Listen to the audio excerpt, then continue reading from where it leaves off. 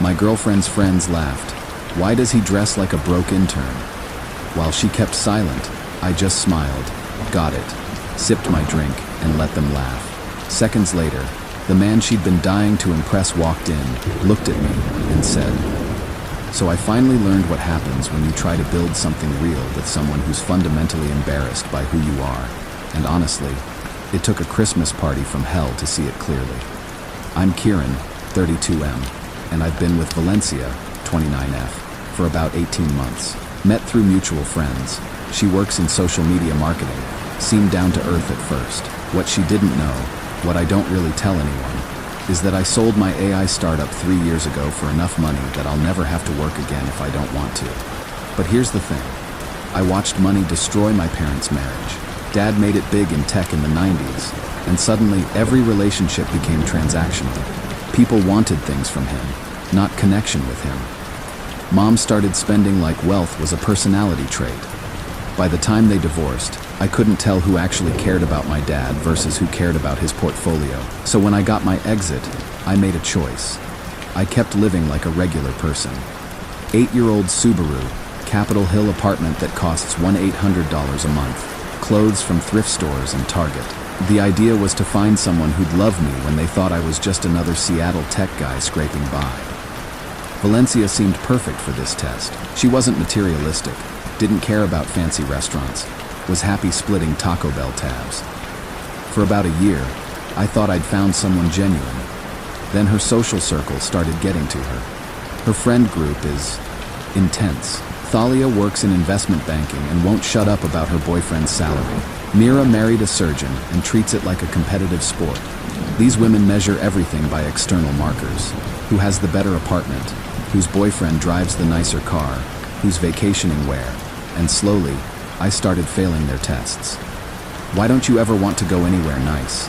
Valencia asked a few months ago. Mira and David just got back from Napa, and here we are splitting grocery costs like college students. When I suggested we could afford nice things sometimes, she said, "With what money? You work for some tiny consulting firm."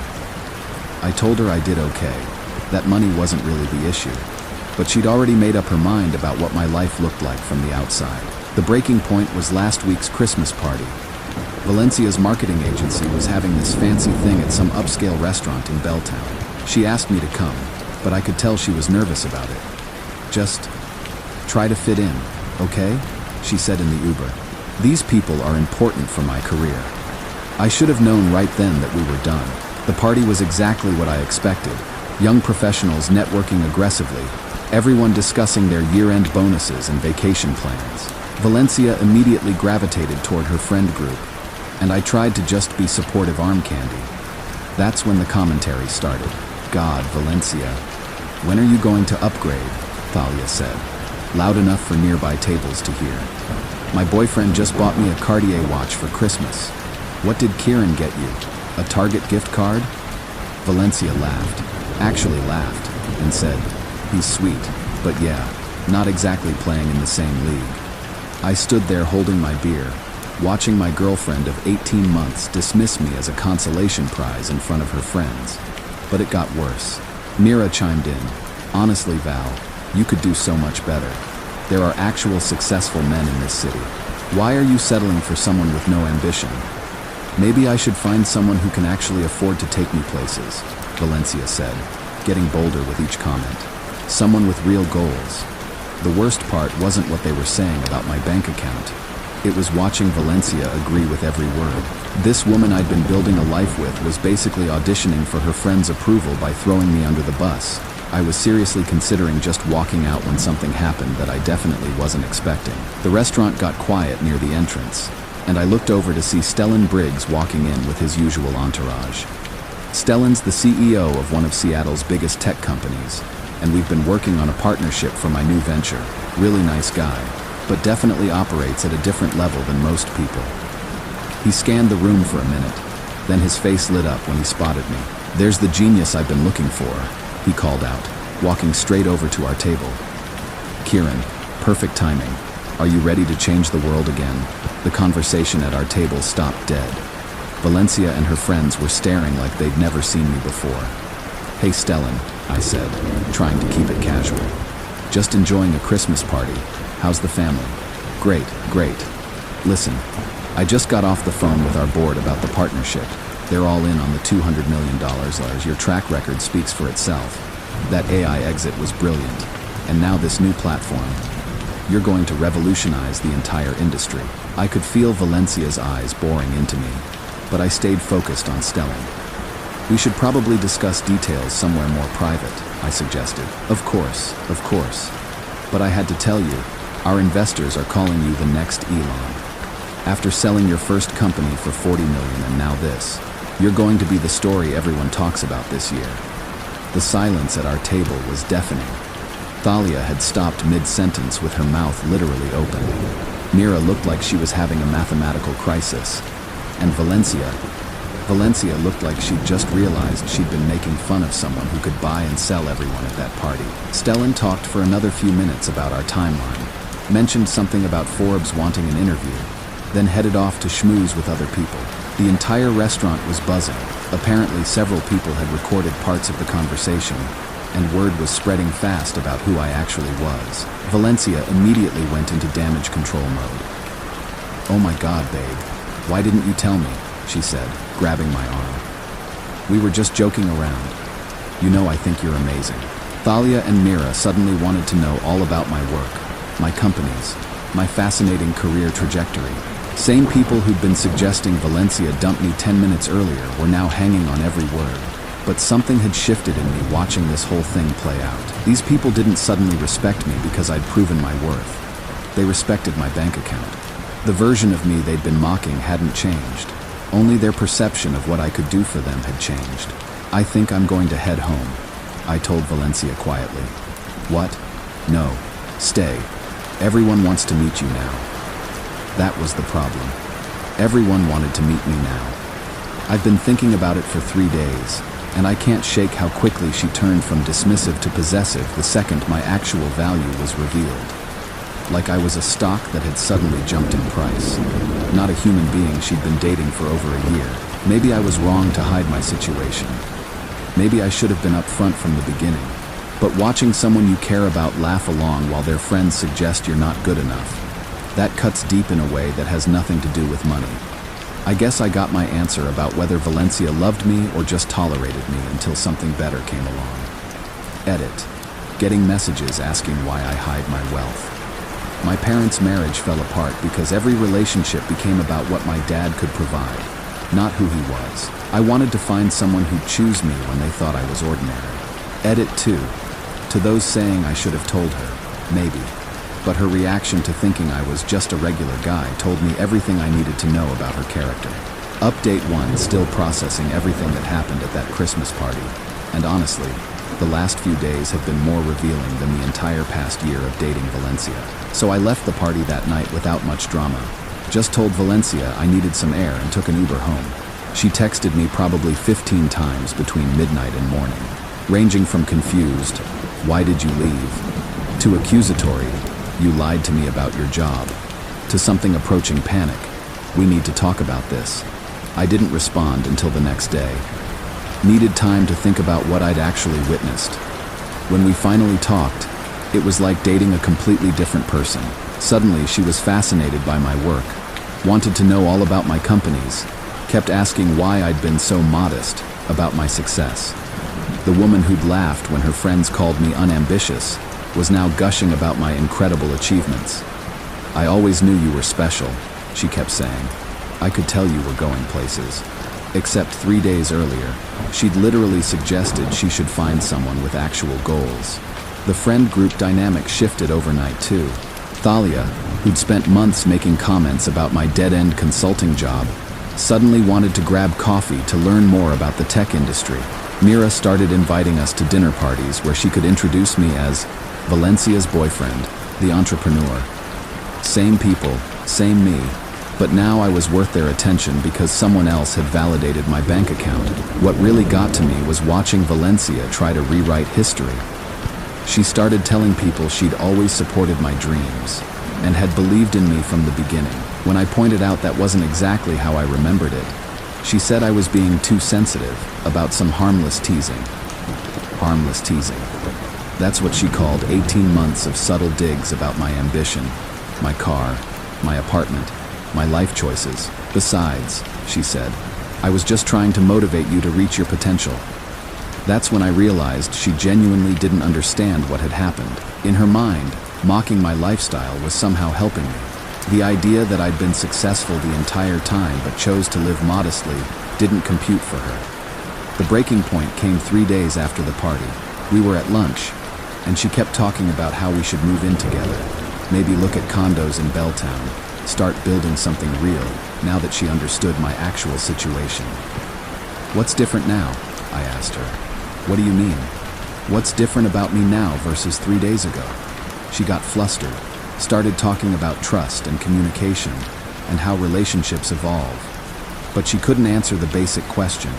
If she wanted to build something real with me now, why hadn't she wanted that when she thought I was just a regular guy?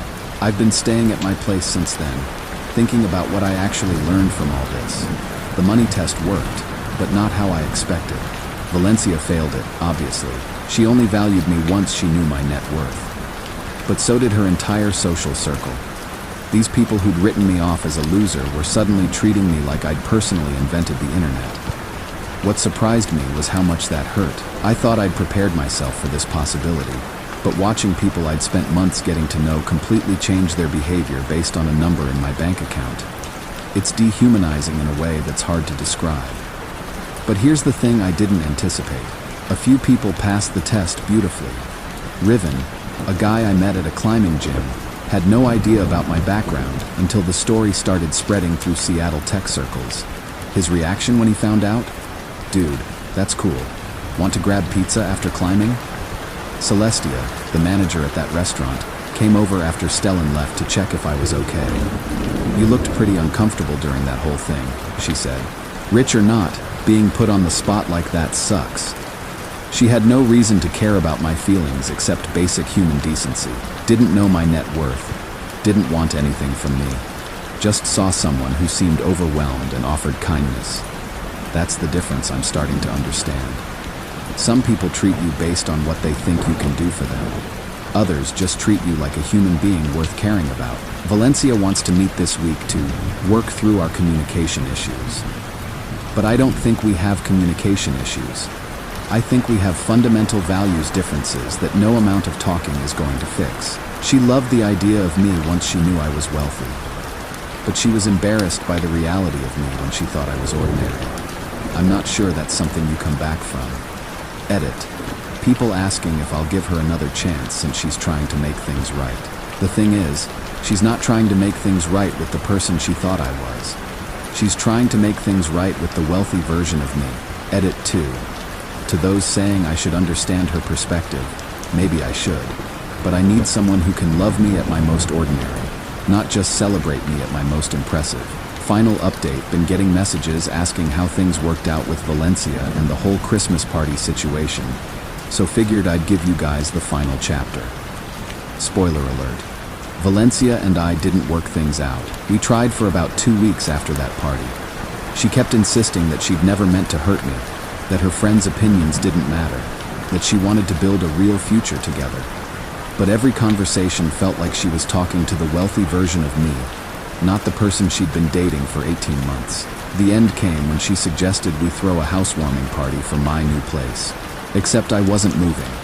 I liked my Capitol Hill apartment, liked the neighborhood, liked keeping my life simple. But she'd already mentally rewritten our story to match her expectations of what a tech entrepreneur's girlfriend should be doing. Don't you want people to see how successful you are? She asked when I said I wasn't interested in upgrading. That question told me everything I needed to know. She was dating my success, not me. So I ended it. Clean break, no drama. Just acknowledged that we wanted different things from life. She was hurt, confused, kept asking if we could try couples therapy. But you can't therapy your way out of fundamental incompatibility about what matters. The social fallout was interesting to watch from a distance. Turns out Valencia had been bragging to her friend group about dating a secret millionaire, using my story as social currency. When we broke up, she lost that currency. Thalia and Mira went back to their subtle digs about her choices, except now they had more ammunition. I felt bad about that part. She didn't deserve to be mocked by friends, even if those friends had shown their true colors at the party. Professional life has been good. The partnership with Stellan's company launched 3 months ago, and our platform is performing better than projected. Got the Forbes interview, which was surreal but fun. More importantly, I'm building something I actually care about with people I respect. But the real win happened about 4 months ago. I volunteer at an elementary school in South Seattle, helping kids with basic computer skills. It's something I started years ago, back when I was just another programmer trying to give back. The kids don't know or care that I have money. They just know I show up every Tuesday and help them build things. That's where I met Zara. She's a 3rd grade teacher, been working at the school for 6 years. Grew up in the neighborhood, went to college on scholarships, came back to teach because she wanted to make a difference where she'd grown up. When I first started volunteering, she was the teacher who helped me figure out how to actually connect with 8-year-olds instead of just talking at them. We started grabbing coffee after volunteer sessions, talking about education and technology and how to help kids who don't have resources at home. She knew I worked in tech but had no idea about the money, the companies, any of it. Just knew I cared about the same things she did. 3 months ago, one of her students mentioned seeing my name in a newspaper article about Seattle entrepreneurs. Zara asked me about it later, and I told her the whole story. The startup, the exit, the choice to live modestly, the Valencia situation. Her response? That explains why you actually understand how to build sustainable programs instead of just throwing money at problems. No shock, no sudden change in behavior, no questions about my bank account. Just acknowledgement that having resources meant I could approach volunteering differently, and appreciation that I was using them thoughtfully. That's when I knew she was different. We've been together for 2 months now, and she's never asked about my financial situation, never suggested we upgrade our date locations, never made me feel like my worth was tied to what I could provide. When I offered to help fund a computer lab at her school, she made sure I understood exactly how the money would be used and what outcomes we were trying to achieve. She loves me for the same reasons she loved me when she thought I was just another volunteer with a day job in tech. Because I show up consistently, because I listen to what kids actually need, because I treat education like it matters.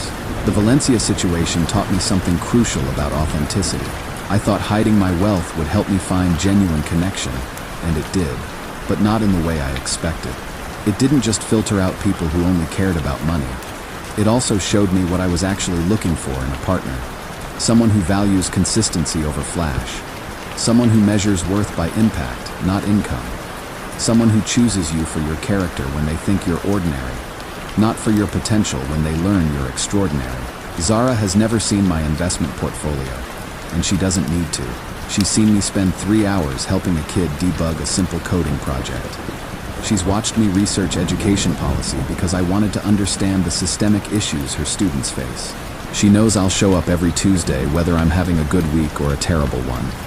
That's the person she fell for, the consistent, committed version of me, not the wealthy version.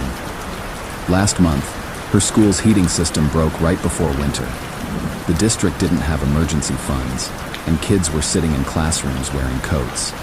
I quietly paid for the repairs, but structured it as an anonymous donation through a foundation so she wouldn't feel weird about it. When the principal announced they'd received emergency funding, Zara cried in the faculty meeting, not because someone had solved a problem with money, but because someone had cared enough about her students to act quickly. That night, she told me it was one of the most beautiful things she'd ever witnessed. A community coming together to take care of kids who needed help. I didn't tell her it was me, but watching her joy at seeing a problem solved, knowing I could be part of making her world a little easier, that felt better than any business deal I've ever closed. Valencia wanted me to be someone impressive. Zara loves me for being someone reliable. The difference is everything.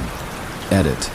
For those asking if I'll eventually tell Zara about paying for the heating system, probably someday. But right now, she loves the version of me that shows up for kids every week. That's the most important part. Edit 2. To anyone considering hiding significant wealth from partners, it's not about the money. It's about finding someone who chooses you for reasons that won't change when circumstances